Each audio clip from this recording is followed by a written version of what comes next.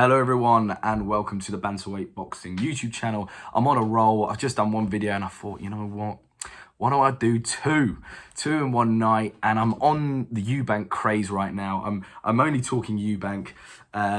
He's in all the boxing headlines, and I just wanted to say a little bit more about him, about where is he gonna go next? What's the next plan for Eubank? He's just got the win against Williams, and now a load of fights have opened up for him. Big names being called out. So the first one was Golovkin. And I'm just going to go through a few of the names, say a little bit about each fight, or what fight I think is the right move for him, and what I think is probably most likely going to happen. So let's start with Golovkin, because that's the one Eubank's been calling out for God knows how many years. I think Eubank's plan has always been to wait till Golovkin is like 56, and then get the fight and then have that name on his resume or something crazy like that. But he is 40 now. Or 39, I think. But even at 39, I think Golovkin would cause Eubank some serious problems. Eubank's not going to be able to knock him out. He's not going to knock Golovkin out. You know, that guy's got, you know, a chin harder than nails. Like, it's uncanny that what Golovkin can take in terms of, you know, punch power. So I don't think he's going to knock Golovkin out.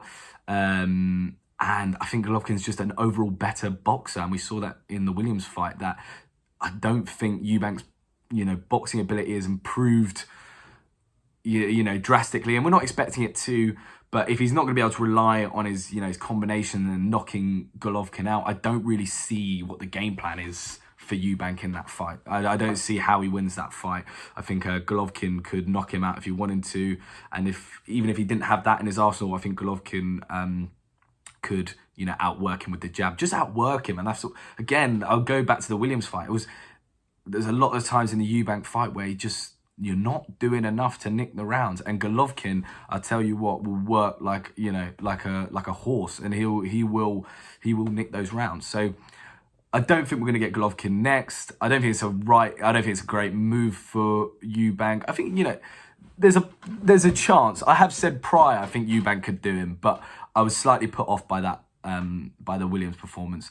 But we'll have to see how Golovkin faces, because when you're getting to those late 30 years, each fight you're dropping drastically. So we could see him in his next fight and go, actually, God, you thought Eubank looked a bit iffy. Fuck me, Golovkin looks 40. Also as well, not just because I don't think it's a great fight for Eubank, Golovkin is also kind of tied up with Murata.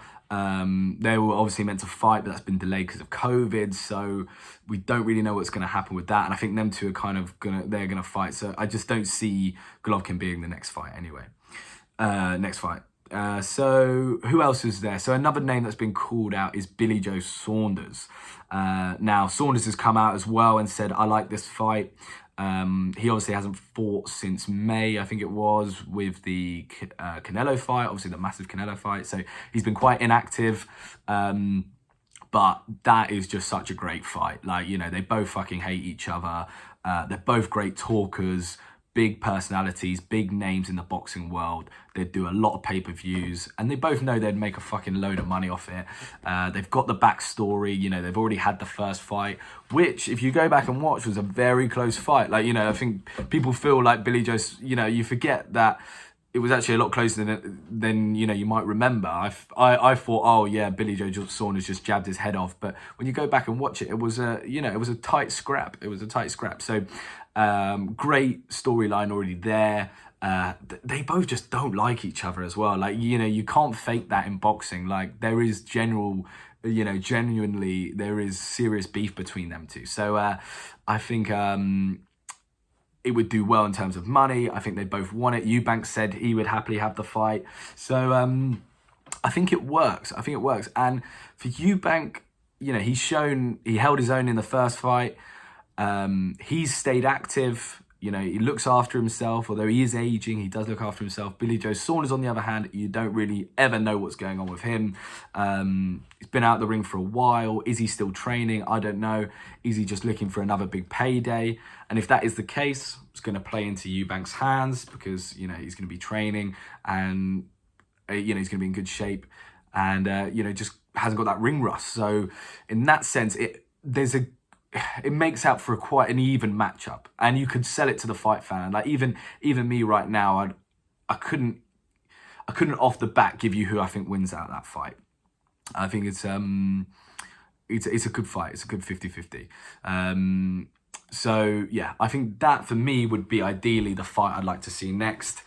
Whether that's going to happen, I don't know. We don't know what promotion Billy Joe Saunders is going to be with and all of that, so making the fight. But for me, that one makes sense, and I hope they make that one. I've got two other names that have been thrown out. One of them is Conor Benn. So Conor Benn called out Eubank as soon as the fight finished. Something like, oh, let's fight at catch weight. This is brilliant. You know what I mean? This is, boxing at the end of the day is a circus. Like, that's why I love the sport. Like, there's a serious side to boxing, but at the same time, you've got to take it with a pinch of salt. You got Logan Paul's fighting, you got Mayweather's fighting, and you can hate it, but it is what it is. And I think you can just enjoy it a lot of the time. And with Eubank Jr. fighting, I've forgotten his name now. What was his name? Conor Benn, sorry Conor Benn, if you're watching this, I just completely forgot your name. But Eubank Ben, they got the whole history with their parents, with their father, should I say.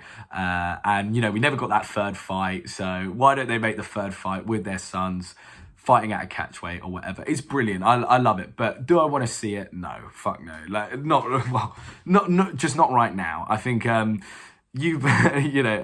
Benn is tiny compared to Eubank.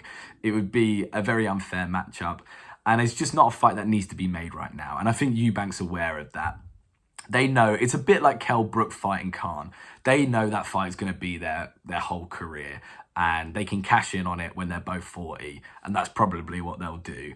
And I think Ben, he needs to focus on his weight class, take on some opponents there, really establish himself there. And Eubank, he needs to get in some big middleweight fights, and look for those world titles or look for those big fights at middleweight. So it's a nice idea, but I don't think it's going to happen next. And I don't think too many people want to see it just yet, but maybe something for the future. The final fight, who else is there? Now we've got Conor Benn, I've said.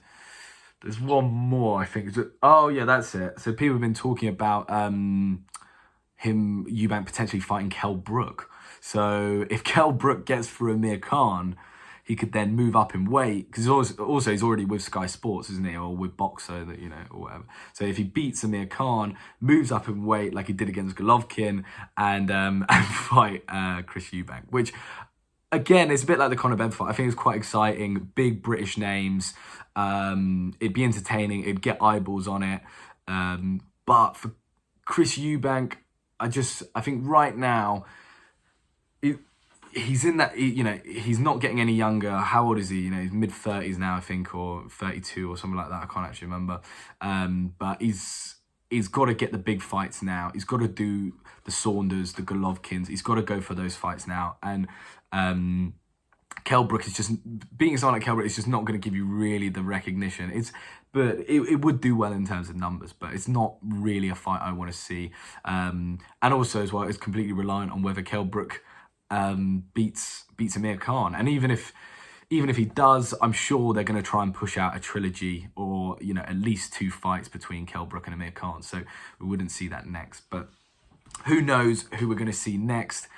Eubank's been promising some big names for a while now. Williams, yeah, it's a fairly well-known name. He's done well to, move, jump up in caliber a little bit. But now, come on, let's see a real name on the, proper world level, world title, names on the resume now. So let's see. But let me know who you'd like to see Chris Eubank fight next, or who you think he will fight, realistically, because I wouldn't be surprised if it's none of the names I've mentioned there. So we'll see. But anyway, thank you for listening. Please like and subscribe. And yeah, have a good night. See you later.